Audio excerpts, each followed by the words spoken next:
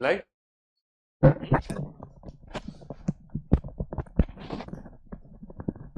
Sound एक बार check कर लेना, क्योंकि साउंड में थोड़ी सी गड़बड़ आ रही थी।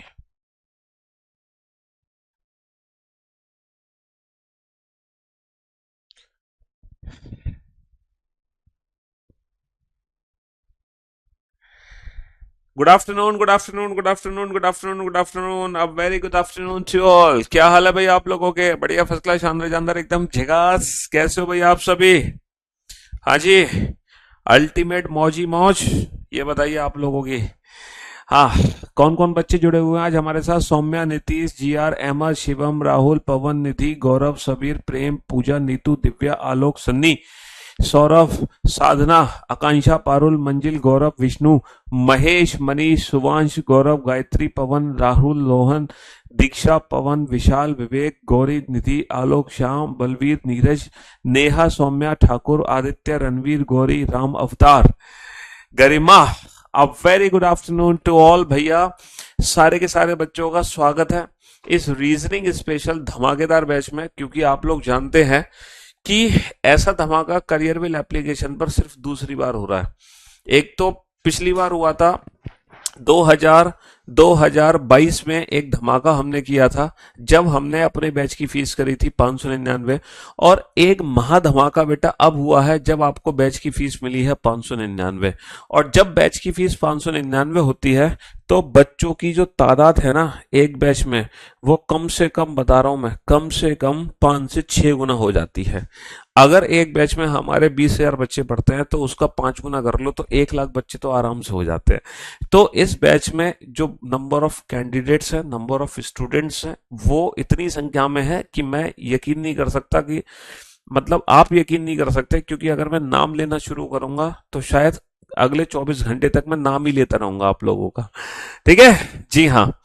चलिए तो मेरे दोस्तों, मेरे भाइयों, मेरे जिगर के टुकड़ों, आप में से काफी सारे ऐसे बच्चे होंगे जिनका आज करियरविल एप्लीकेशन पर ही पहला दिन होगा। आप में से काफी सारे ऐसे स्टूडेंट होंगे जो पहले से, है ना, हमें जानते हैं, जिनके भाई ने, है ना, जिनकी बहन ने, जिनके दोस्तों ने हमारे बारे में बताया, बेटा जाले सिलेक्शन लेना है तो पीयू सर से पढ़ ले, जा फटाफट से पहुंच ले। हैं? तो आप में से काफी सारे ऐसे बच्चे होंगे जो करियरविल एप्लीकेशन पर ऑलरेडी पहले से पढ़ रहे होंगे, और, है ना, और उनकी रीजनिंग रह रही होगी, बस वो रीजनिंग की तैयारी करने आ गए हैं। और ये जो बैच है, ये जो बैच है, ये कोई भी, मतलब ये स्पेशल बैच है ना, स्पेशल। ऐसा नहीं है कि ये किसी भी पर्टिकुलर एक ऑडियंस को टारगेट करेगा, है ना, या फिर किसी पर्टिकुलर एग्जाम को टारगेट करेगा, ऐसा नहीं है। This is special batch. Special batch का मतलब पता है क्या होता है? स्पेशल बैच का मतलब है कि दुनिया का कोई भी एग्जाम हो, दुनिया का कोई भी एग्जाम हो, हर एग्जाम का सिलेबस इस बैच में कराया जाएगा। पहले तो आप समझ लो कि आप सरकारी नौकरी की तैयारी करने आए हो। ठीक है, हर सरकारी नौकरी, कोई भी ऐसी सरकारी नौकरी का एग्जाम नहीं है जिसमें रीजनिंग ना आती हो। और अब तो रीजनिंग ने झंडे गाड़ रखे हैं बेटा, प्रीलिम्स के साथ साथ मेंस में भी रीजनिंग आ रही है। और यूपी वाले जितने भी एग्जाम्स होते हैं सबसे ज्यादा रीजनिंग ही आती है। रेलवे के एग्जाम आने वाले हैं 2025 में, रीजनिंग ही आ रही है सबसे ज्यादा, समझ रहे हो? तो रीजनिंग एक ऐसा सब्जेक्ट है जो दुनिया के हर कॉम्पिटिटिव एग्जाम में पूछा जा रहा है। कोई भी ऐसा सरकारी नौकरी का पेपर नहीं है जिसमें रीजनिंग ना आती हो। तो इस बैच में आपको वही रीजनिंग पढ़ाई जाएगी जिसको पढ़ने के बाद, चाहे आप एसएससी का कोई भी पेपर दो, एसएससी के पेपर में आपने सबसे जो बेस्ट पेपर सुना होगा, वो सुना होगा सीजीएल, कंबाइंड ग्रेजुएट लेवल। उस पेपर को देने के बाद हम बनते हैं inspector, examiner, central excise inspector, GST inspector, है ना, मिनिस्टर ऑफ एक्सटर्नल अफेयर, है ना, एमईए में सिलेक्शन होता है, सेंट्रल सेक्रेटरीट सीएसएस में सिलेक्शन होता है, एएसओ सीएसएस में, है ना। तो बहुत बढ़िया बढ़िया डबल एओ की पोस्ट है, तो सीजीएल के थ्रू बहुत शानदार शानदार पोस्ट है। और सबसे बेहतरीन एग्जाम है एसएससी का, जो कि सीजीएल का पेपर है, जो ग्रेजुएशन के बाद देते हैं, और हर साल में एक बार ये पेपर जरूर होता है। मतलब सीजीएल फिक्स है, हर साल पेपर होना ही होना है। अभी अगर मैं 2024 की बात करूं तो 2024 का सीजीएल का प्रीलिम्स का पेपर हो चुका है। अब 2024 मेंस का पेपर होना बाकी है। फिर 2025 के फॉर्म निकल आएंगे 2024 के लास्ट में, फिर 2025 में प्रीलिम्स और मेंस होगा। ठीक है, सीजीएल और काफी सारे ऐसे एग्जाम हैं जिसको क्वालिफाई करने के लिए हमें 2 बार पेपर देना पड़ता है, एक प्रीलिम्स और एक मेंस, है ना। लेकिन मैं आपको बता दूं, प्रीलिम्स और मेंस दोनों के सब्जेक्ट सेम होते हैं, दोनों में नंबर ऑफ क्वेश्चंस थोड़ा बहुत फर्क होता है ना। बाकी लगभग लगभग सारी चीजें एक जैसी होती हैं। अच्छा, ये पहली क्लास है तो पहली क्लास में मैं कुछ पढ़ाऊंगा नहीं, सिर्फ ये इंट्रोडक्शन क्लास होगी। इंट्रोडक्शन क्लास आप लोगों के लिए होना बहुत जरूरी है, क्योंकि आप में से काफी बच्चे ऐसे हैं जिनको कुछ पता ही नहीं है कि कैसे तैयारी करनी है, कैसे नोट्स बनाने हैं, कहाँ से प्रैक्टिस करनी है, मतलब बहुत सारे डाउट्स होते हैं। तो वो जो सारे डाउट्स है ना आप लोगों के, उन डाउट्स को दूर करने के लिए पहली इंट्रोडक्शन क्लास ली जाती है। तो इसीलिए, है ना, आप लोग इन सारी बातों को ध्यान से सुनना, क्योंकि ये बहुत जरूरी होती हैं। क्योंकि मैं डेली बेसिस पे आपको नहीं बताऊंगा कि नोट्स कैसे बनाने हैं, प्रैक्टिस कैसे करनी है, फिर तो हम सीधा चुपचाप पढ़ाई करेंगे और फिर ना इधर देखेंगे ना उधर देखेंगे। लेकिन क्योंकि पहली क्लास है, इसीलिए ये बातें बहुत जरूरी हैं आपको बतानी, कि कैसे हमें तैयारी करनी है और किस तरह से पढ़ना है। तो मैं आपको क्या बता रहा था, एसएससी का कोई भी एग्जाम हो, चाहे वो सीजीएल का पेपर हो, सीएचएसएल हो, ठीक है, सीपीओ का पेपर हो, एमटीएस का पेपर हो, एसएससी जीडी का पेपर हो, ठीक है, रेलवे का कोई भी एग्जाम हो, रेलवे के कई सारे एग्जाम हैं, ठीक है, एनटीपीसी का पेपर है रेलवे में, ग्रुप डी का पेपर है रेलवे में, एएलपी का पेपर है रेलवे में, टेक्नीशियन का पेपर है, जेई का पेपर है, आरपीएफ कांस्टेबल का पेपर है, आरपीएफ सब इंस्पेक्टर का पेपर है। 7 पेपर है रेलवे के, समझ रहे हो। एसएससी के भी कम से कम 7-8 पेपर है। रेलवे का पेपर हर साल नहीं होता है, लेकिन एसएससी के जितने पेपर हैं वो हर साल होते हैं, हर साल। अच्छा, एसएससी के जो पेपर हैं वो कुछ पेपर ऐसे हैं जो आप 10th के बाद दे सकते हो, कुछ पेपर 12th के बाद दे सकते हो। Most of the exam graduation के बाद दिए जाते हैं। रेलवे में भी सेम ऐसा ही है, कुछ पेपर 10th के बाद दे सकते हो, कुछ 12th के बाद, कुछ हम दे सकते हैं आफ्टर ग्रेजुएशन। समझ रहे हो जी हाँ। तो एसएससी के बहुत सारे पेपर हो गए जो हर साल होने हैं, रेलवे के पेपर हर साल नहीं होंगे, लेकिन अब 2025 पूरा 25 रेलवे के एग्जाम जरूर होंगे। इसके बाद टीचिंग के कुछ एग्जाम्स होते हैं, है ना। उसके बाद आपके स्टेट लेवल के एग्जाम होते हैं, जैसे हर स्टेट में, यूपी की अगर मैं बात करूं तो यूपी कांस्टेबल का पेपर अभी होके निकला, यूपी सब इंस्पेक्टर का पेपर होने वाला है, यूपीएसआई का पेपर। तो हर स्टेट के वीडियो का पेपर होता है ना। तमाम पेपर होते हैं जो हर स्टेट में लोकल वैकेंसीज निकलती रहती हैं, ठीक है। इसके बाद जो रीजनिंग आती है वो यूपीएससी के पेपर में भी आती है, ठीक है। यूपीएससी का पेपर जो आईएएस का होता है उसमें भी प्रीलिम्स में सी सेट का पेपर होता है, जीएस पेपर 2, है ना। CSAT civil services aptitude test, उसमें भी रीजनिंग आती है। और जो पीएससी का पेपर होता है स्टेट लेवल का, उसमें भी रीजनिंग आती है, सी सेट के नाम से उसको जानते हैं।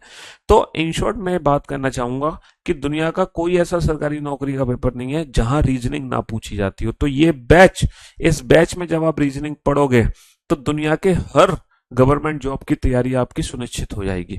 फिर आपको एक बार आप सिलेबस पूरा कर लो, उसके बाद फिर पेपर देते चले जाओ, देते चले जाओ, देते चले जाओ। सबसे बड़ी कमी आपके अंदर पता है क्या होती है, आप बिना सिलेबस किए, बिना सिलेबस तैयार किए पेपर देना शुरू कर देते हैं और फिर कहते हैं कि सर मेरा सिलेक्शन 5 साल से नहीं हो रहा, 4 साल से नहीं हो रहा, 3 साल से नहीं हो रहा, मैं 2 नंबर से रुक रहा हूं, मैं 1 नंबर से रुक रहा हूं, मैं 6 नंबर से रुक रहा हूं। तो वो जो कमी है ना, वो सिर्फ एक ही कमी है, सिलेबस पूरा नहीं कर रहे हो आप। तो सबसे पहला टारगेट आपका होना चाहिए कि आप सिलेबस पूरा करेंगे। दूसरा टारगेट होना चाहिए कि सिलेबस कैसे पूरा करते हैं, सिलेबस पूरा करते हैं चैप्टर वाइज प्रैक्टिस के साथ।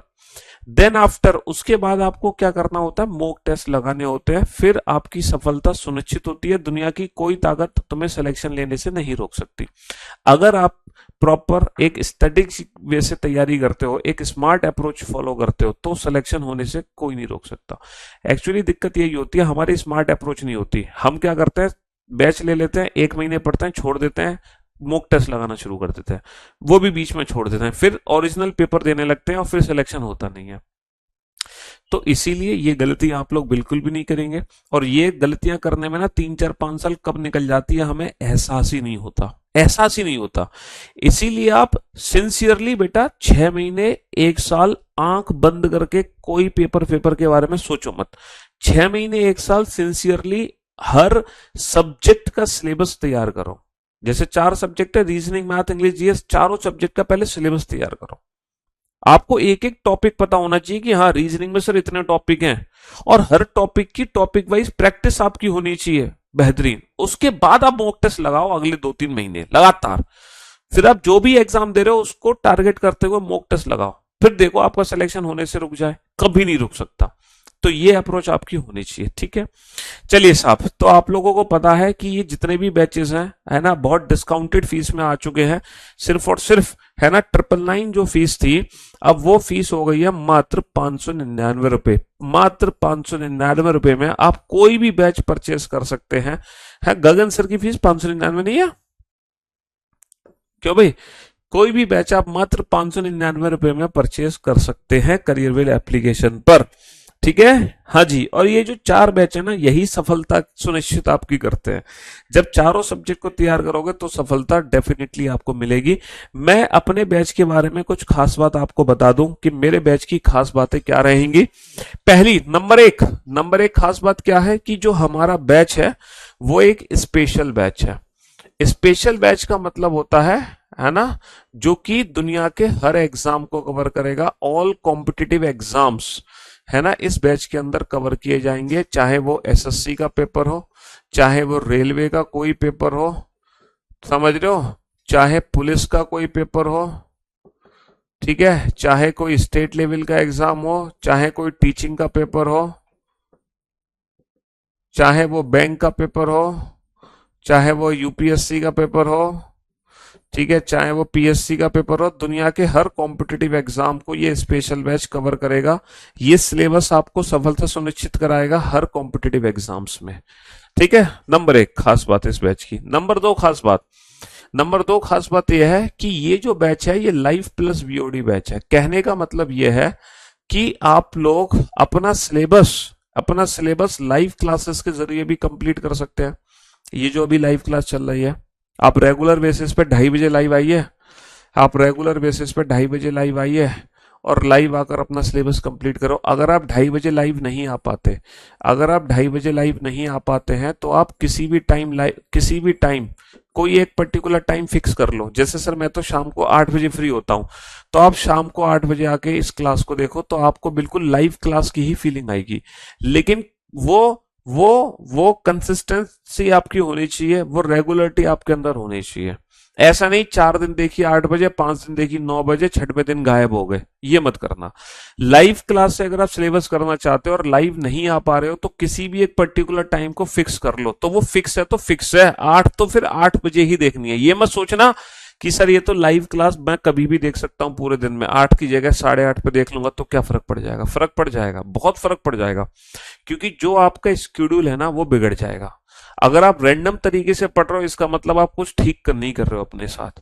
आपको बिल्कुल एक स्ट्रेटेजिक तरीके से पढ़ना होगा, एक स्ट्रेटेजी फॉलो करनी होगी। सर इतने घंटे, इतने बजे ये क्लास, इतने बजे ये क्लास, इतने घंटे प्रैक्टिस, इतने घंटे रिवीजन, ये सारी चीजें आपको शेड्यूल बनाना पड़ेगा, ठीक है जी हाँ।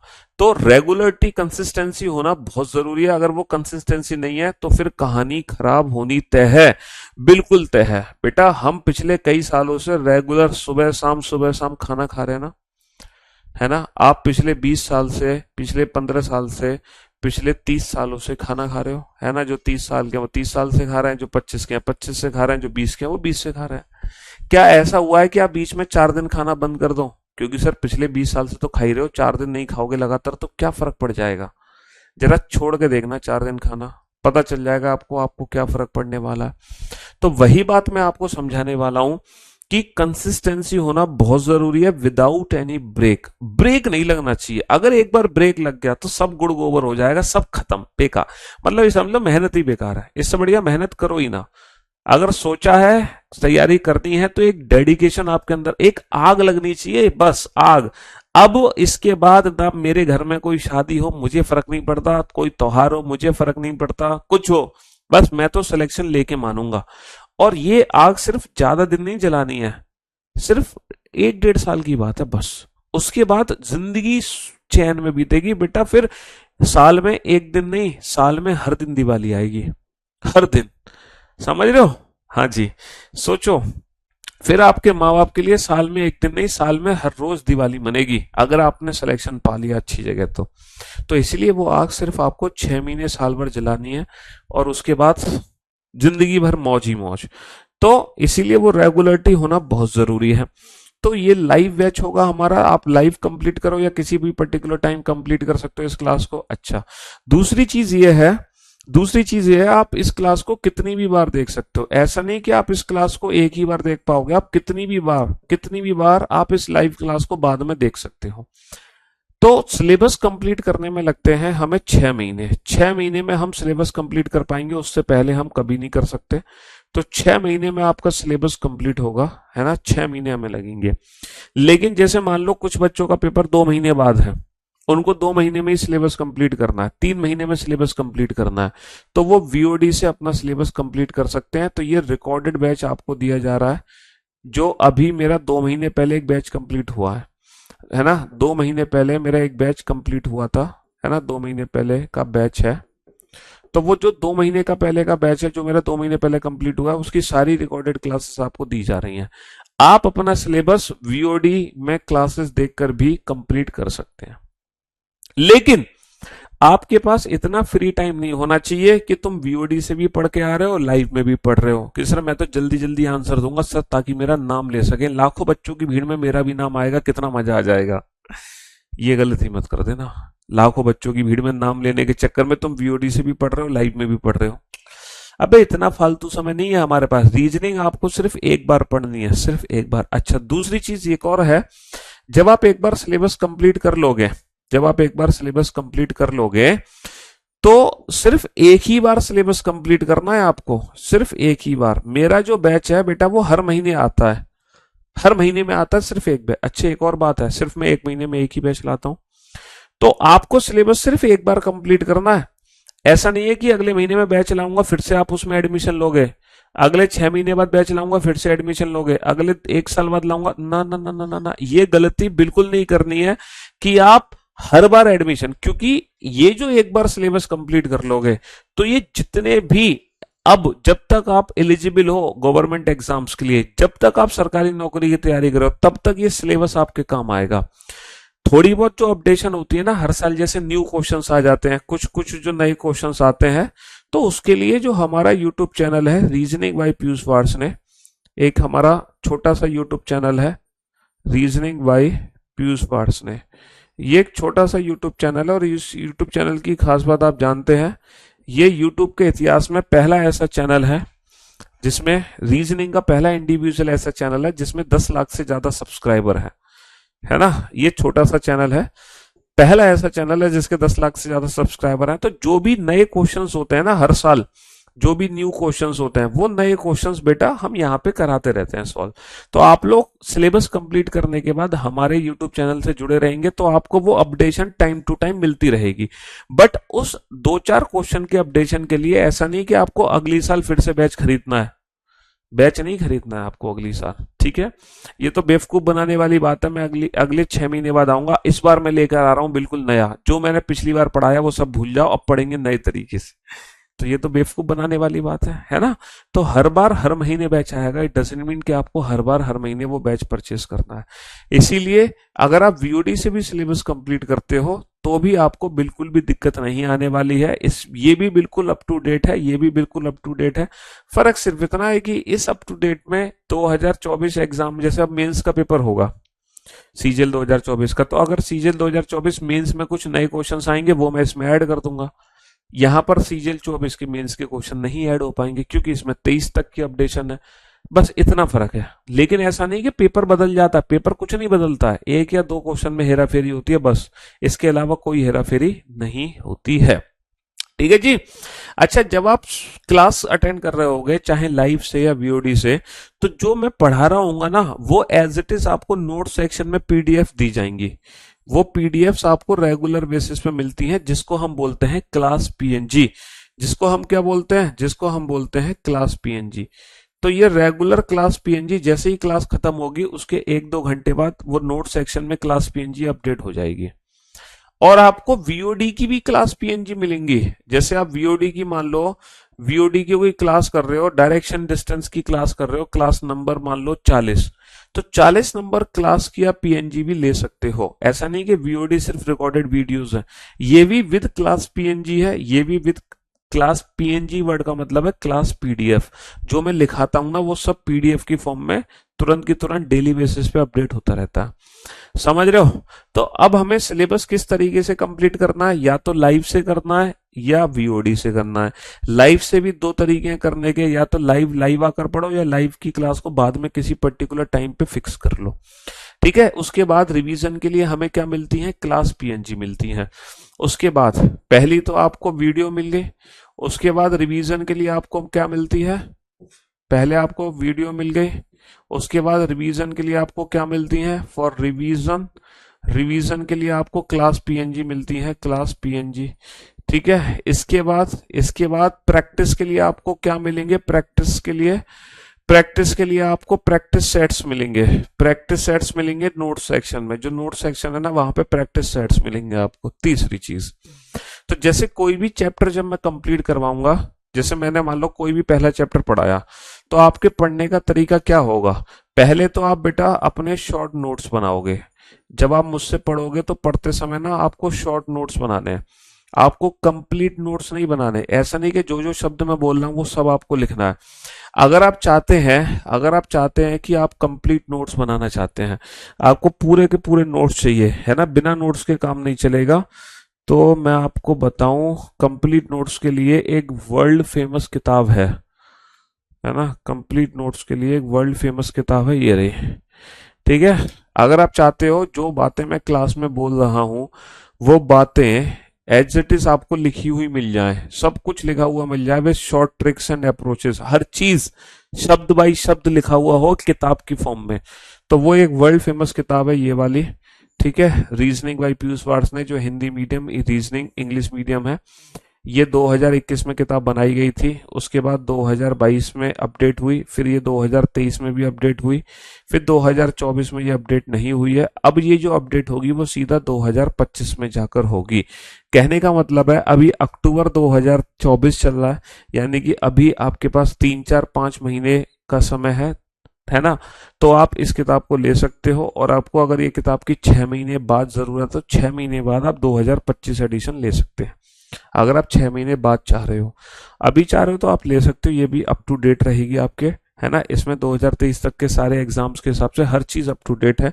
इसमें पूरी कंप्लीट थ्योरी लिखी गई है, हर शब्द जो मैं क्लास में बोलता हूँ ना, समझाता हूँ टॉपिक को, वो सब कुछ लिखा गया है ट्रिक्स के साथ, प्लस एक्सरसाइज है, एक्सरसाइज में क्वेश्चंस है विद डिटेल सोल्यूशन के साथ, हर चीज अप टू डेट है इस किताब के अंदर। ठीक है जी। तो अगर आप चाहते हो कि आपको फुल नोट्स चाहिए तो आप ये किताब परचेज करेंगे, लेकिन खुद से फुल नोट्स कभी नहीं बना पाएंगे। ठीक है। आपको लाइव क्लास में क्या बनाने होते हैं, शॉर्ट नोट्स बनाने होते हैं, पहली चीज। दूसरी चीज क्या है, शॉर्ट नोट्स बनाने के बाद आपको टाइम टू टाइम रिवीजन करना है। टाइम टू टाइम रिवीजन आप अपने शॉर्ट नोट्स और क्लास पीएनजी से करोगे। टाइम टू टाइम रिवीजन किससे करोगे, जो आपने शॉर्ट नोट्स बनाए हैं और जो आपके पास क्लास पीएनजी है उससे रिवीजन करोगे। प्लस प्लस जो हम प्रैक्टिस करते हैं ना, प्रैक्टिस बेटा, प्रैक्टिस के लिए सबसे पहली प्रैक्टिस आपकी कहां से होनी चाहिए, सबसे पहली प्रैक्टिस क्लास क्वेश्चन। जो भी क्लास में क्वेश्चंस मैंने कराए पहले आप उन्हीं क्वेश्चंस को दोबारा से प्रैक्टिस करो, क्योंकि जब आप एग्जाम देने बैठोगे ना तो एग्जाम में जो क्वेश्चंस आपको देखने को मिलेंगे वो क्लास के ही होंगे, ये बात याद रखना। तो सबसे मेन चीज है प्रैक्टिस के लिए जो मैं क्लास में क्वेश्चन करा रहा हूं वो। दूसरा, अब आप और प्रैक्टिस करना चाहते हैं उस टॉपिक, अभी मैं टॉपिक वाइज प्रैक्टिस की बात कर रहा हूं, ठीक है। दूसरा, आप टॉपिक वाइज प्रैक्टिस करना चाहते हैं तो जो मैंने नोट सेक्शन में प्रैक्टिस सेट्स आप लोगों को दिए हैं आप वहां से प्रैक्टिस करें। अभी भी अगर आपका पेट नहीं भरता तो तीसरा, ये जो हमारी किताब है इस किताब की हर एक्सरसाइज को लगाएं, इस बुक की हर एक्सरसाइज को लगाएं। और इसके बाद भी अगर आपके अंदर कॉन्फिडेंस नहीं है ना, तो चौथा जो काम है वो मैंने आप लोगों को पीवाईक्यू की पीडीएफ दी हुई है। ये जो मेरी पीवाईक्यू किताब है ना, ये चैप्टर वाइज किताब है, इसमें सारे प्रीवियस ईयर क्वेश्चंस हैं। तो चौथा काम आपको इस पीवाईक्यू से प्रैक्टिस करना है, चौथा काम आपको इस पीवाईक्यू से प्रैक्टिस करना है। यानी कि जब कोई भी टॉपिक कंप्लीट होगा तो बेटा सबसे पहले क्या करेंगे, टॉपिक के कंप्लीट होते ही, जैसे मैंने कोई भी टॉपिक कंप्लीट कर दिया, कोई भी टॉपिक आपको पढ़ा दिया, उसके बाद आप क्या करोगे, उस टॉपिक का अपने शॉर्ट नोट्स से, जो भी आपके शॉर्ट नोट्स हैं है ना, या फिर जो क्लास पीएनजी है उससे क्या करोगे, उससे ना रिवीजन करोगे, क्या करोगे, रिवीजन करोगे, है ना, टॉपिक कंप्लीट होते ही। फिर रिवीजन के बाद उसकी प्रैक्टिस करनी है आपको, उस टॉपिक के क्वेश्चंस की प्रैक्टिस करनी है। प्रैक्टिस कहाँ से करनी है, नंबर एक, जो क्लास क्वेश्चंस है वो लगाओ। इससे पेट नहीं भरता आपका, कॉन्फिडेंस नहीं आ रहा, तो जो नोट सेक्शन में मैंने प्रैक्टिस सेट्स दिए हुए हैं, जो नोट सेक्शन में प्रैक्टिस सेट दिए हुए नंबर 2, वहां से प्रैक्टिस करो। इससे भी काम नहीं चलता तो जो हमारी मेन रीजनिंग की बुक है वहां से प्रैक्टिस करो एक्सरसाइज। और अगर वो भी काम नहीं चला तो उसके बाद जो पीवाईक्यू की पीडीएफ मैंने अपने टेलीग्राम चैनल पे दी हुई है, अगर आप ये बुक नहीं ले सकते तो मेरे टेलीग्राम चैनल से पूरी पीडीएफ ले लेना। तो पीवाईक्यूज, और जैसे ही आप ये पीवाईक्यू के कोडिंग डिकोडिंग जैसे चैप्टर पढ़ा आपने, कोडिंग डिकोडिंग चैप्टर के आपने क्लास क्वेश्चन की प्रैक्टिस कर ली, मजा नहीं आया सर, वो कॉन्फिडेंस ही नहीं आ रहा। आपने, मैंने जो प्रैक्टिस सेट्स दिए हुए नोट सेक्शन में, आपने कोडिंग डिकोडिंग के क्वेश्चन वहां भी इससे भी लगा लिए, फिर मजा नहीं आ रहा, है ना। उसके बाद मेरी बुक है, यहां से भी तुमने कोडिंग डिकोडिंग के क्वेश्चन लगा लिए, लेकिन सर वो कॉन्फिडेंस नहीं आ रहा कि मैं पेपर में कुछ कर पाऊंगा। तो वो लास्ट में कॉन्फिडेंस लाने के लिए पीवाईक्यू से प्रैक्टिस करो। तो ये सारी जो प्रैक्टिस है, ये चैप्टर वाइज प्रैक्टिस मैंने आपको बताई है ना। Class question number 1, number 2 note section में प्रैक्टिस सेट, नंबर 3 मेरी बुक, नंबर 4 पीवाईक्यूज। इसके बाद धीरे धीरे धीरे जब आपका सिलेबस कंप्लीट हो जाएगा तो नंबर 4 आपको लगाने होते हैं मॉक टेस्ट। और मैंने रीजनिंग के 100 मॉक टेस्ट आपको फ्री में दिए हुए हैं। कहाँ दिए हुए हैं, अगेन मेरे टेलीग्राम चैनल पर। ये 100 मॉक टेस्ट मैंने टेलीग्राम चैनल पर फ्री में दिए हुए हैं विद वीडियो सोल्यूशन। इनका वीडियो सोल्यूशन भी है। वीडियो सोल्यूशन कहाँ मिलेगा, वीडियो सोल्यूशन मिलेगा मेरे यूट्यूब चैनल पर। तो भैया सिलेक्शन के लिए ये कंप्लीट पैकेज है आपका। अगर आप सिलेक्शन पाना चाहते हैं, रीजनिंग तैयार करना चाहते हैं, तो रीजनिंग को तैयार करने का ये कंप्लीट पैकेज मैंने आपको बता दिया। ठीक है, ये रीजनिंग ऐसे तैयार होगी। नंबर 1 टॉपिक कंप्लीट कर रहा हो, नंबर 2 शॉर्ट नोट से रिवीजन, नंबर 3 प्रैक्टिस। प्रैक्टिस 4 जगह से करो, दुनिया की कोई ताकत सिलेक्शन लेने से नहीं रोक सकती। और नंबर 4 आपको मॉक टेस्ट की पीडीएफ भी मैंने दी हुई है ना। लास्ट में 100 मॉक टेस्ट की पीडीएफ भी दी हुई है विद वीडियो सोल्यूशन। ठीक है, तो ये अब आज के बाद मत पूछना कि सर प्रैक्टिस कैसे करें, कहां से करें, क्यों करें, कब करें, रिवीजन कब करें। तो रिवीजन कैसे करना, ये सारी बातें मैंने आपको बता दी है। ठीक है जी, हाँ जी। अच्छा, अब मैं चलता हूं कि कौन कौन से एग्जाम्स हैं जिसमें हमारी भैया रीजनिंग पूछी जाती है। तो जैसा कि मैं आपको बता रहा था, कि यूपीएससी का पेपर होता है बेटा, आईएएस का पेपर होता है, जिसमें civil services aptitude test prelims का पेपर होता है। इसमें भैया रीजनिंग आती है ना। जीएस पेपर 2 होता है, जिसको civil services aptitude test CSAT बोलते हैं। ये होता है जीएस पेपर 2, जीएस पेपर 2। ये प्रीलिम्स का पेपर होता है, प्रीलिम्स का। यूपीएससी में 2 पेपर होता है ना, प्री और मेंस। तो प्रीलिम्स में रीजनिंग आती है और अच्छी खासी रीजनिंग आती है ना। तो वो रीजनिंग आपकी यहाँ पे कराई जाएगी। एसएससी जिसके बारे में मैंने बताया था, स्टाफ सिलेक्शन कमीशन, इसमें कई एग्जाम है, CGL, CPO, CHSL, MTS, steno, GD, है ना। इन सारे एग्जाम्स में रीजनिंग आती है। रेलवे के बेटा फॉर्म निकले हुए हैं, है ना, और रेलवे के फॉर्म निकलने भी वाले हैं।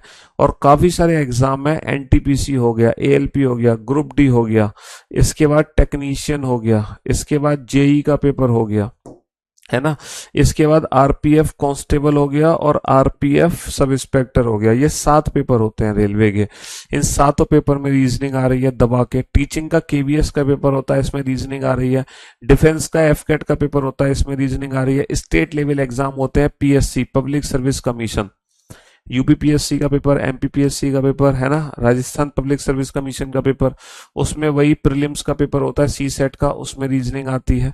पुलिस के जितने भी एग्जाम्स है, चाहे वो कांस्टेबल के पेपर हो, चाहे वो दरोगा के पेपर हो, सब इंस्पेक्टर, उसमें रीजनिंग पूछी जाती है। बैंक के जितने एग्जाम्स है, चाहे वो पीओ का पेपर हो, स्पेशलिस्ट ऑफिसर यानी कि आईटी ऑफिसर या क्लरिकल लेवल का पेपर हो, उसमें रीजनिंग आती है। तो ये है ना, इन सारे जो एग्जाम्स की रीजनिंग है वो मैं अपने इस बैच में 6 महीने के अंदर आपको पूरी करा दूंगा।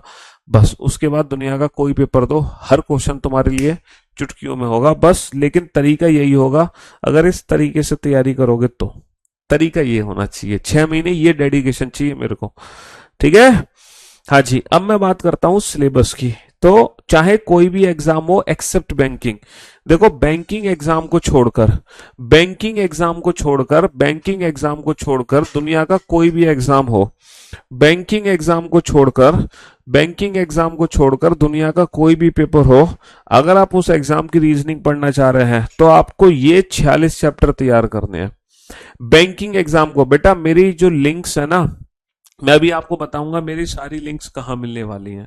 हैव सम पेशेंस, थोड़ा सा हम बताएंगे उसके बारे में। बैंकिंग एग्जाम को छोड़कर दुनिया का कोई भी पेपर हो उसका सिलेबस ये है। अब तुम आज के बाद ये मत पूछना सर मैं यूपी पुलिस की तैयारी कर रहा हूँ, सर मैं तो रेलवे ग्रुप डी की तैयारी कर रहा हूँ, तो मैं क्या क्या सिलेबस तैयार कर लूँ। बेटा ये आपको पूरा सिलेबस तैयार करना है। सिर्फ एक ऐसा चैप्टर है उसको जो आप नेग्लेक्ट कर सकते हो, machine input output. Machine input output को छोड़कर कोई भी चैप्टर ऐसा नहीं है जिसको नेग्लेक्ट आपको करना है, कोई भी चैप्टर ऐसा नहीं है। हम्म, कोई भी ऐसा टॉपिक नहीं है जिसको आप नेग्लेक्ट करना चाहते हो। Coding, decoding, pair formation, letter series, alphabetical series, word formation, dictionary, jumbling, ये पहले जो 7 चैप्टर है ये सातों चैप्टर बेटा हमारे अल्फाबेट से रिलेटेड है।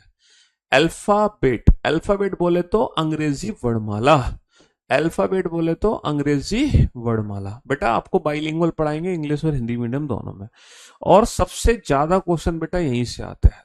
दुनिया का कोई पेपर हो सबसे ज्यादा क्वेश्चन हमारे यहीं से आते हैं, इंग्लिश अल्फाबेट से, अंग्रेजी वर्णमाला से। उसके बाद number series, missing number, analogy, odd one out, coded equation. ठीक है, ये सारे के सारे जो क्वेश्चन बेस्ड है ये किस पर आधारित होते हैं, ये नंबर्स पर आधारित होते हैं, संख्याओं पर आधारित होते हैं, है ना, संख्याओं पर आधारित होते हैं। ठीक है, दूसरे सबसे ज्यादा जो क्वेश्चन आते हैं वो ये वाले क्वेश्चन आते हैं एग्जाम में, दूसरे सबसे ज्यादा क्वेश्चन। मैं बैंकिंग एग्जाम को छोड़कर दुनिया के हर पेपर की बात कर रहा हूं, चाहे वो कोई भी पेपर क्यों ना हो। तो कुल मिलाकर जो रीजनिंग के सबसे ज्यादा क्वेश्चन हमारे एग्जाम में बनेंगे वो पहले 12 चैप्टर से बनेंगे। ये जो पहले 12 चैप्टर है, दुनिया का कोई पेपर उठा के देख लो, कोई पेपर, चाहे वो एसएससी का हो, पुलिस का हो, रेलवे का हो, टीचिंग का हो, डिफेंस का हो, यूपीएससी का हो, सबसे ज्यादा क्वेश्चन जो पूछे जाएंगे वो पहले 12 टॉपिक से पूछे जाएंगे। अल्फाबेट और नंबर, अल्फाबेट नंबर, यही सब कुछ है ना, यही सब कुछ हमें हमारे एग्जाम में देखने को मिलता है।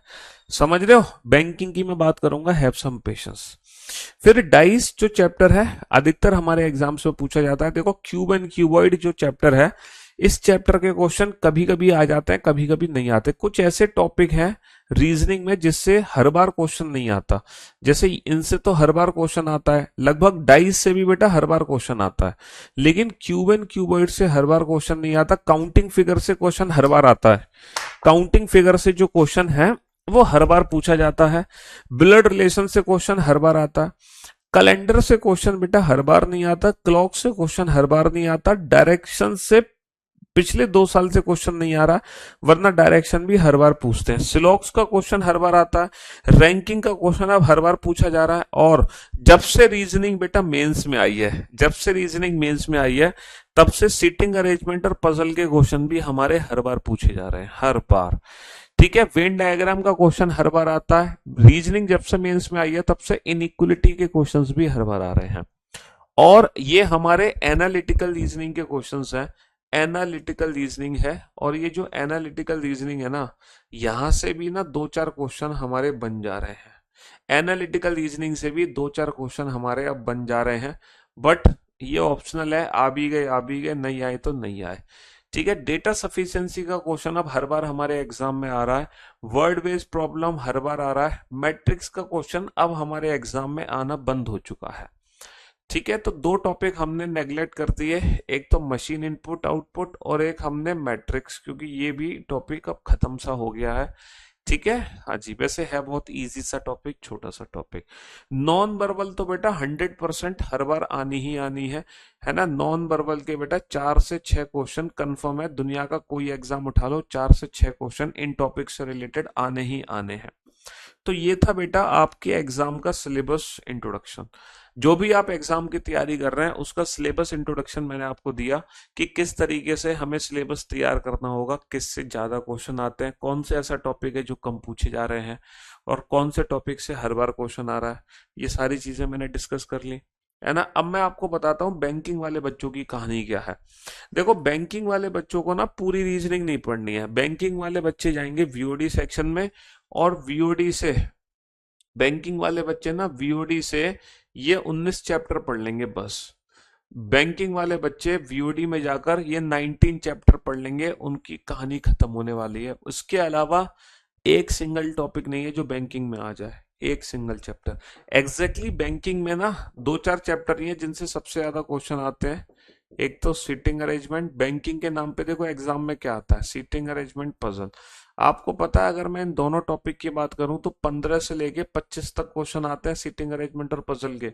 अब आप कहोगे सर 15 से 25 तक क्वेश्चन आ रहे हैं, आउट ऑफ 35 35 क्वेश्चन बैंक में आ रहे हैं, तो 35 में से मिनिमम 15 और मैक्सिमम 25 क्वेश्चन तक आते हैं, 25 क्वेश्चन तक सीटिंग अरेंजमेंट और पजल से। इन इक्वलिटी इन इक्वलिटीज की अगर मैं बात करूं तो 5 क्वेश्चन यहां से आ जाते हैं। ब्लड रिलेशन की अगर मैं बात करूं, रक्त संबंध की मैं अगर मैं बात करूं, है ना, तो बेटा 1 to 5 क्वेश्चन रक्त संबंध से आ जाते हैं। सिलोजिज्म की अगर मैं बात करूं तो बेटा सिलोजिज्म 5 क्वेश्चन सिलॉक्स के आ जाते हैं। और कोडिंग की अगर मैं बात करूं, कोडिंग डिकोडिंग में 1 to 5 क्वेश्चन आ जाते हैं कोडिंग। तो ये बैंकिंग के ये मोस्ट इंपॉर्टेंट चैप्टर हैं जहां से हर बार क्वेश्चन आ रहे हैं। Sitting arrangement puzzle, inequality, blood relation, है ना, सिलॉक्स और कोडिंग। समझ रहे हो, बस ये 6 चैप्टर इंपॉर्टेंट है। बाकी तो आ गया क्वेश्चन आ गया, नहीं आया तो नहीं आया। ठीक है, अल्फाबेटिकल सीरीज आया तो आया, नहीं आया तो नहीं आया, लेकिन कोडिंग का जरूर आएगा। पेयर फॉर्मेशन आया तो आया, 1 से 2 क्वेश्चन आते हैं पेयर फॉर्मेशन के, आया तो आया, नहीं तो नहीं आया। लेकिन ब्लड रिलेशन जरूर आएगा, डायरेक्शन एंड डिस्टेंस जरूर आएगा, इनइक्वलिटी आएगा जरूर, सीटिंग अरेंजमेंट, पजल, सिलॉक्स, ये टॉपिक जरूर आएंगे। बाकी तो आए, नहीं आए तो नहीं आए। समझ रहे हो, आए तो आए, नहीं आए तो नहीं आए। और बैंकिंग में सिर्फ ये 19 चैप्टर ही हैं जो हमें, अच्छा नंबर सीरीज जो चैप्टर है ना, इसके 5 क्वेश्चन कंफर्म है। लेकिन ये जो 5 क्वेश्चन आते हैं ये नंबर सीरीज के रीजनिंग में नहीं आते बेटा, मैथ्स में आते हैं। कहाँ आते हैं नंबर सीरीज के क्वेश्चन? बैंकिंग में, मैथ्स में आते हैं। तो बैंकिंग वाले बच्चों को ये 19 चैप्टर बेटा वीओडी से खोजने हैं। वीओडी से खोज के 19 चैप्टर पढ़ लो और उनका बैंकिंग का सिलेबस खत्म हो जाएगा बस।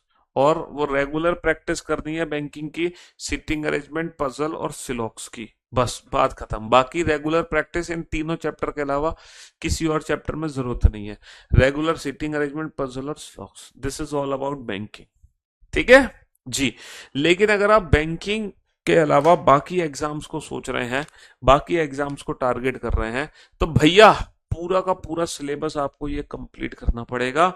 और reasoning with Piyush Varshney without pen and paper, है ना। विदाउट पेन एंड पेपर के नाम से थोड़ा सा लोग हमें ज्यादा जानते हैं। वो इसलिए जानते हैं क्योंकि लगभग लगभग सारी रीजनिंग हम विदाउट पेन एंड पेपर पढ़ाते हैं। हमारी चलती है एक मेंटोस लाइफ, है ना, आम जिंदगी नहीं बेटा, Mentos life, not mango life, जहां पर हम आपको सिखाते हैं कि क्वेश्चन को देखते ही कैसे सॉल्व करना है विदाउट यूजिंग एनी पेन और पेपर। आप कुछ ही सेकंड्स में आंसर देना सीखोगे। ठीक है, ना पेन की जरूरत पड़ती है ना पेपर की। तो वो परफेक्ट अप्रोच आपको सिखाई जाती है। और उस अप्रोच को ऐसा नहीं कि डायरेक्ट रट्टाफिकेशन, पहले आपके कॉन्सेप्ट्स क्लियरिटी, यानी कि आपको कॉन्सेप्ट सिखाए जाएंगे, देन आफ्टर आपको अप्रोच सिखाई जाएगी, फिर ट्रिक सिखाई जाएगी, फिर आपको उस ट्रिक पर प्रैक्टिस कराई जाएगी, है ना। पहले कॉन्सेप्ट क्लियरिटी होगी, देन अप्रोच, देन ट्रिक और देन प्रैक्टिस। और मैं लाइव क्लास में ही इतनी क्वेश्चंस की प्रैक्टिस करा देता हूं कि अलग से हमें कुछ भी करने की जरूरत नहीं पड़ती है। फिर भी, है ना, मैंने बताया कि जो नए बच्चे हैं उनको कितनी प्रैक्टिस करनी है और कहाँ कहाँ से करनी है। ठीक है, ये सारी बातें हमने डिस्कस कर ली आप लोगों से। ठीक है जी। कैट एग्जाम के लिए बैच नहीं है, हालांकि कैट का सिलेबस भी काफी हद तक मिलता जुलता है। 2-4 क्वेश्चन कैट एग्जाम में ना एग्जैक्टली सीटिंग अरेंजमेंट और पजल क्वेश्चन पूछने का तरीका डिफरेंट होता है ना। बाकी सारे टॉपिक्स तो सेम ही है कैट के, जो तुम्हारा सिलेबस है, बट स्पेशली कैट नहीं है। मैंने क्या बोला, दुनिया के जितने भी सरकारी नौकरी के पेपर हैं कैट आपको सरकारी नौकरी नहीं दिला रहा, कैट आपको एमबीए की प्रिपरेशन करा रहा है। जो गवर्नमेंट एग्जाम्स की तैयारी करा रहे हैं उन सारे एग्जाम्स की रीजनिंग इस बैच में कवर होती है ना। जो गवर्नमेंट एग्जाम्स की तैयारी करा रहा है, कैट के जो मिलते जुलते टॉपिक हैं वो आप कवर कर लोगे सारे। सिटिंग अरेंजमेंट मतलब पूरा सिलेबस लगभग मतलब मिल जाएगा तुम्हें यहाँ पे कैट का। लेकिन जो क्वेश्चन पूछने का तरीका होता है ना कैट में वो डिफरेंट होता है। वो उस तरीके की प्रैक्टिस हम नहीं कराते, लेकिन वो सोल्यूशन हम जरूर सिखाते हैं। बस ये फर्क है ना। हाँ जी। और ये जो बैच है ना बेटा, ये प्रीलिम्स और मेंस दोनों का बैच है। जी हाँ, बिल्कुल सही क्वेश्चन आपने पूछा कि ये जो बैच है ये प्रीलिम्स और मेंस दोनों का बैच है। इस बैच में प्रीलिम्स भी की तैयारी होगी प्लस मेंस की तैयारी होगी। ऐसा नहीं कि जब मैं मेंस लाऊंगा तो मेंस का अलग से बैच कोई लेना है। ये प्री प्लस मेंस दोनों का बैच है। हाँ जी, प्रीलिम्स और मेंस दोनों का बैच है। जी हाँ। इस एक बैच को लेने के बाद आप प्रीलिम्स के भी दे सकते हो। आपको हैंड रिटन नोट्स भी मिलेगा नोट सेक्शन में। जी हाँ। और कोई पूछो, और कुछ पूछो बेटा। बेटा डिफरेंट डिफरेंट टीचर ना डिफरेंट डिफरेंट टॉपिक का नाम बदल देते हैं, बस फर्क सिर्फ इतना ही है ना। जैसे एनालॉजी की अगर मैं बात करूं तो एनालॉजी मैं ना एक सीधा एनालॉजी में मैं नंबर वाले क्वेश्चन कराता हूँ, है ना। कुछ टीचर एनालॉजी को अलग अलग पार्ट में डिवाइड कर देते हैं, जैसे analogy based on number. Analogy के अंदर सब कुछ पढ़ा देते हैं, जैसे एनालॉजी बेस्ड ऑन नंबर है, एनालॉजी बेस्ड ऑन अल्फाबेट है ना, एनालॉजी बेस्ड ऑन वर्ड है, एनालॉजी बेस्ड ऑन फिगर है। कुछ टीचर क्या करते हैं कि उन्होंने एनालॉजी टॉपिक का नाम लिखा और ये सारे टॉपिक आपको एक साथ करा दिए। हम क्या करेंगे, मैं एनालॉजी है ना, एनालॉजी जब नाम लिखेंगे ना तो सिर्फ नंबर पढ़ाऊंगा मैं आपको। क्यों? क्योंकि अल्फाबेट में अलग से पढ़ाता हूँ कोडिंग डिकोडिंग चैप्टर के अंदर। ठीक है, ये हमारा जीके की अलग पार्ट हो गया, ये हमारा नॉन वर्बल रीजनिंग के अंदर होता है। तो हम अलग अलग टॉपिक अलग अलग चीजें पढ़ा रहे हैं, तो वो मत सोचो कि हम टीचर टू टीचर तुम टॉपिक टू टॉपिक मैच करोगे। वो टीचर टॉपिक के नाम डिफरेंट कर देते हैं, उससे कोई फर्क नहीं पड़ता। और बिल्कुल जी हाँ, बिल्कुल बेसिक से होगा ये बैच, बिल्कुल बेसिक से एकदम जीरो लेवल से शुरुआत करेंगे। बिल्कुल हम तो ये मान के चलेंगे ना तुमने जिंदगी में रीजनिंग का नाम ही पहली बार सुन रहे हो।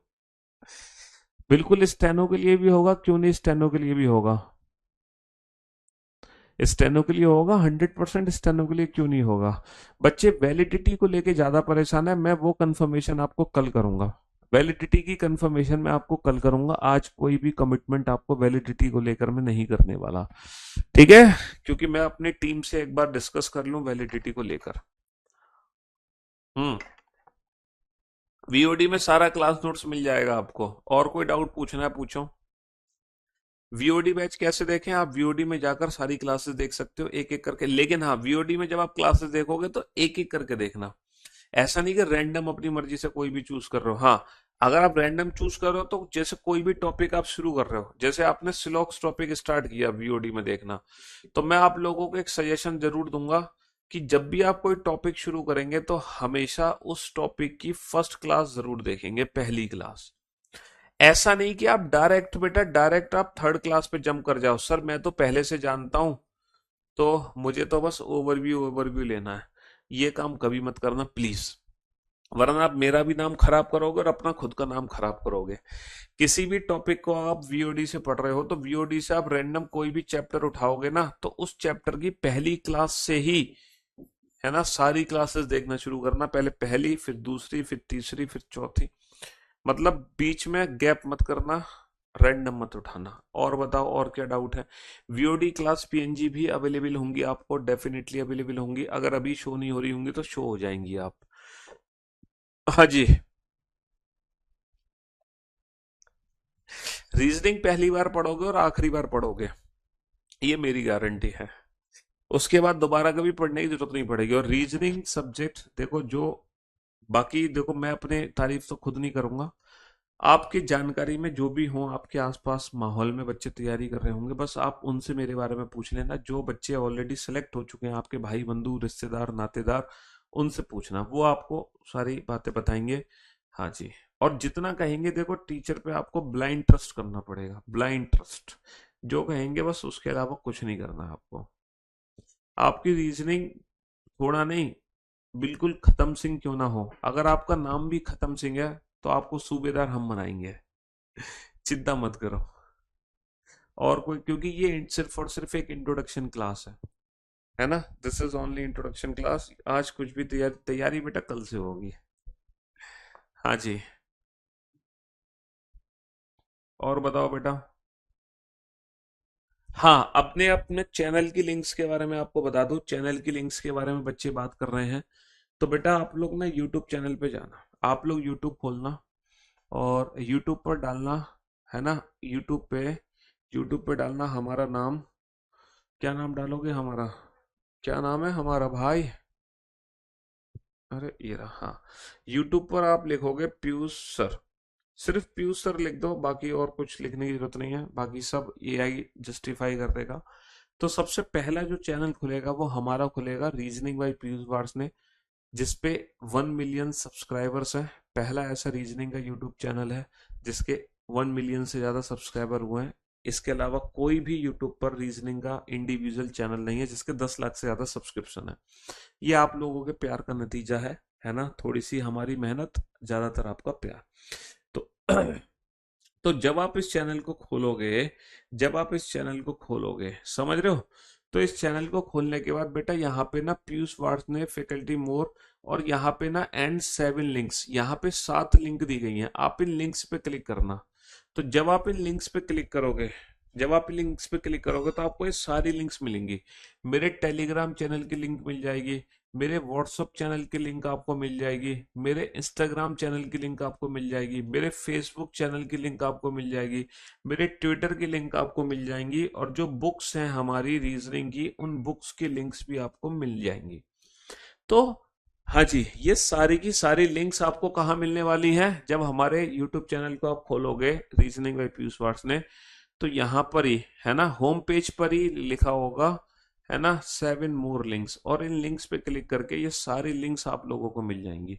तो आप लोग अगर टेलीग्राम से जुड़ना चाहते हैं तो टेलीग्राम वाली लिंक को फॉलो कर लेना, व्हाट्सअप चैनल से जुड़ना चाहते हैं व्हाट्सअप चैनल को फॉलो कर लेना, इंस्टाग्राम से जुड़ना चाहते हैं इंस्टाग्राम को फॉलो कर लेना, फेसबुक से जुड़ना चाहते हैं फेसबुक, ट्विटर से ट्विटर, है ना। अगर आप कहीं नहीं जुड़ना चाहते तो एटलीस्ट बस एक काम जरूर करना, इस यूट्यूब चैनल से जरूर जुड़ लेना।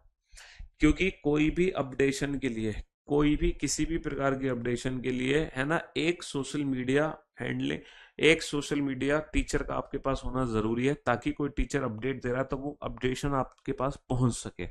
तो उसके लिए इनमें से कोई भी एक सोशल मीडिया, मैं कहूंगा बेस्ट क्या है, यूट्यूब, क्योंकि यहाँ पे हम नए क्वेश्चंस भी कराते रहते हैं, रेगुलर प्रैक्टिस भी हम करा रहे हैं।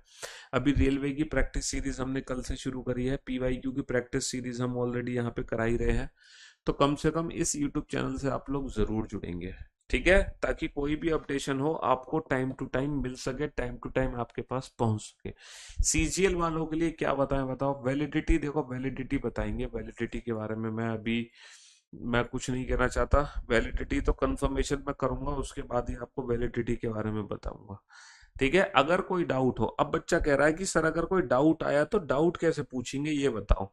सर आप तो पढ़ा के निकल जाओगे, हमारे डाउट्स को कौन दूर करेगा? हैं, डाउट्स की कहानी कहाँ से शुरू होगी और कैसे खत्म होगी? चलिए साहब, तो मैं आपको बता देता हूँ। पहली बात थोड़ा बहुत हमारा इतना टीचिंग एक्सपीरियंस है ना, हमारे पास, है ना, थोड़ा बहुत टीचिंग एक्सपीरियंस है 10-12 सालों का।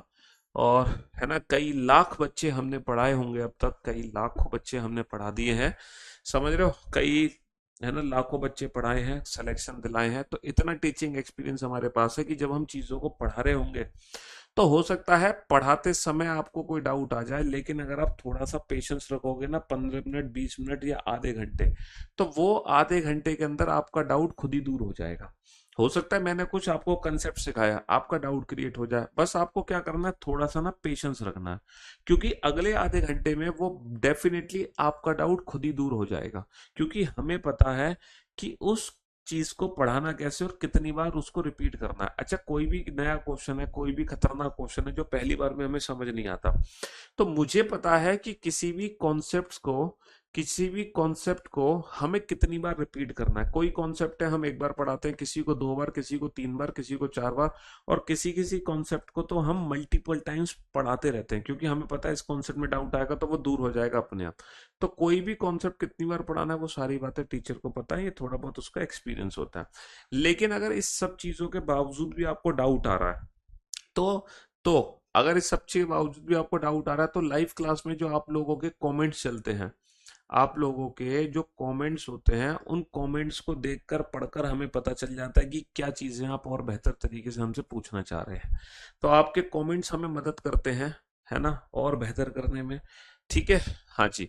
अगर, है ना, अगर मान लो आप लाइव कमेंट्स नहीं कर पा रहे हैं, आप बाद में क्लास देख रहे हो, आप सर बाद में क्लास देख रहे हैं, तो हम क्या करेंगे, है, तो बाबू जो लाइव कमेंट्स होंगे ना, अगर आप बाद में क्लास देखोगे तो जो लाइव कमेंट्स हो रहे होंगे तो वो भी तो आप ही के जैसे भाई बंधु होंगे। तो जो डाउट आपका होगा बाद में, वो ऑब्वियस सी बात है लाइव कमेंट्स में किसी ना किसी बच्चे ने कमेंट्स कर ही दिया होगा। इसके बावजूद भी अगर आपके डाउट्स बच जाते हैं तो आप एप्लीकेशन पर अपने डाउट्स को भेज सकते हो। आप एप्लीकेशन पर अपने डाउट्स को क्या कर सकते हो, भेज सकते हो आस्क डाउट सेक्शन में, वहां पर आपको आपके डाउट्स के रिप्लाई जरूर मिल जाएंगे। ठीक है। हाँ जी। बेटा ये पहली इंट्रोडक्शन क्लास है, इसीलिए मैं हर बच्चे का नाम नहीं पढ़ रहा हूँ। ठीक है जी। बुक लेना जरूरी है क्या? देखो बच्चे ने कहा बुक लेना जरूरी है क्या, मैंने आप लोगों से क्या बोला कि प्रैक्टिस करने का तरीका क्या है, प्रैक्टिस करने का तरीका है पहले मेरे क्लास क्वेश्चन। मैं आपको ये एश्योरेंस देता हूं कि अगर आप सिर्फ मेरे क्लास क्वेश्चन से प्रैक्टिस करोगे, आपको किसी चीज की कोई रिक्वायरमेंट नहीं है, लेकिन वो कॉन्फिडेंस आपके अंदर आना चाहिए, वो विश्वास मेरे प्रति होना चाहिए। तो किसी भी चीज की कोई जरूरत नहीं है, ना कोई बुक लेने की जरूरत है, ना पीवाईक्यू की जरूरत है। ये तो कहानी तब तक पहुंचती है जब तक हमारा कॉन्फिडेंस बढ़ाना होता है हमें। पहली चीज बस इसी की जरूरत होती है। ये कोई रूल नहीं है कि मेरी किताब नहीं खरीदोगे तो तुम्हारा सिलेक्शन नहीं होगा। अरे 100% होगा, 200% होगा। बस वो विश्वास आपके अंदर होना चाहिए कि हाँ मैंने क्लास क्वेश्चन की 3 बार प्रैक्टिस कर ली, मुझे कुछ नहीं चाहिए, कुछ नहीं चाहिए, हो जाएगा सिलेक्शन। वो तो चीजों को और बेहतर एनहांस करने के लिए है और मोटिवेट करने के लिए है, बाकी की प्रैक्टिस। आपको और मोटिवेशन की जरूरत है तो किताब की जरूरत है, समझ रहे हो, वो सब उन चीजों के लिए। मैंने ये नहीं कहा कि सिलेक्शन के लिए किताब बहुत जरूरी है, मैंने तो नहीं कहा। मैं जो लाइव क्लास में, जो वीओडी क्लास में आपको कंटेंट दिया हुआ है, जो कंटेंट दिया हुआ है, बस वो सिलेक्शन के लिए मोर देन सफिशिएंट है, ये गारंटी मेरी है।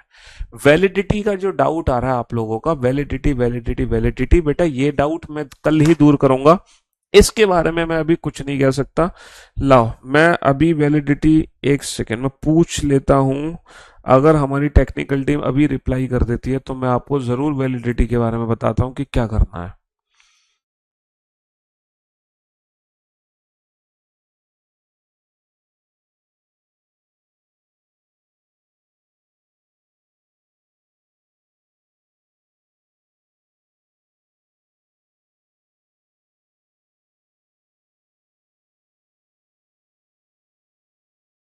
अब तो आप लोगों के लिए खुशखबरी मिल गई है।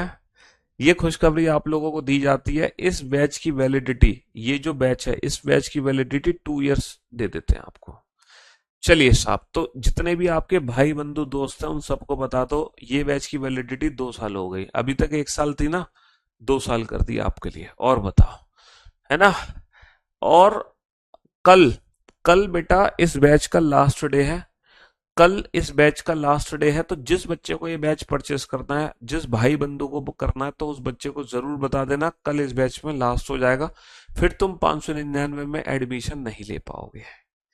और हमने 2 साल इस बैच की वैलिडिटी कर दी है। जाओ जी लो अपनी जिंदगी, जा सिमरन जी ले अपनी जिंदगी।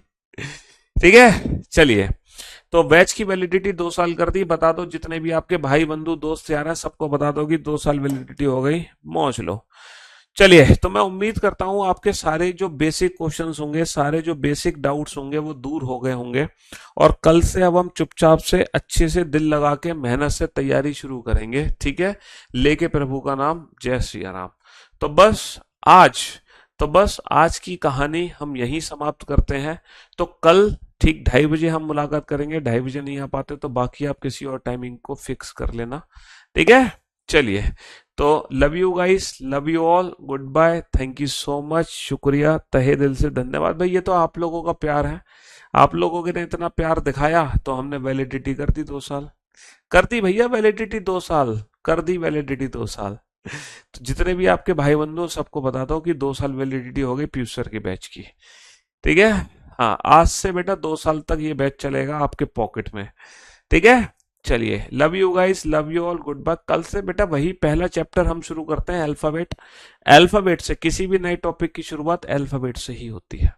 चलिए, love you guys, love you all, goodbye, thank you so much, thanks a lot. मिलते हैं आपसे कल।